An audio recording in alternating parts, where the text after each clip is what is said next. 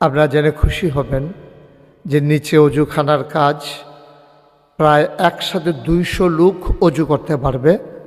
সেই অজুখানার কাজও এগিয়ে যাচ্ছে খুব দ্রুত গতিতে। পাশাপাশি আমাদের যে ওয়াশরুমগুলো, ওখানেও প্রায় 36টার মতো ওয়াশরুম আমরা একসাথে করেছি। 12টা ওয়াশরুম হবে এমন যেখানে মানুষ একবারে অজু, প্রয়োজনে গোসল করে তার প্রয়োজনীয় কাজ সেরে যেন বের হতে পারে।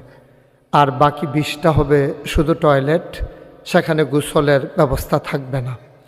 তো এইভাবে আমরা নিচের অঙ্গনটা সাজাচ্ছি। এবং আপনারা আগেও আমি বলেছি যে নিচতলায় আমাদের একটা ধাতব্য চিকিৎসালয় অর্থাৎ ফ্রি হসপিটাল, আর দোতলায় এখন দৃশ্যমান সেন্টারিংয়ের কাজ চলছে। এবং দোতলাটা যেহেতু আমাদের মূল মসজিদ, এই জন্য আমরা অনেক উঁচু করে শুরু করেছি।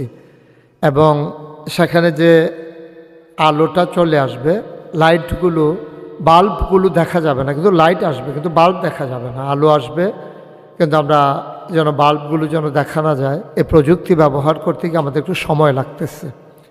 তো ইনশাআল্লাহ আপনারা যেমন করে বরাবর ছিলেন তেমন করে সামনের পথ চলায়ও থাকবেন।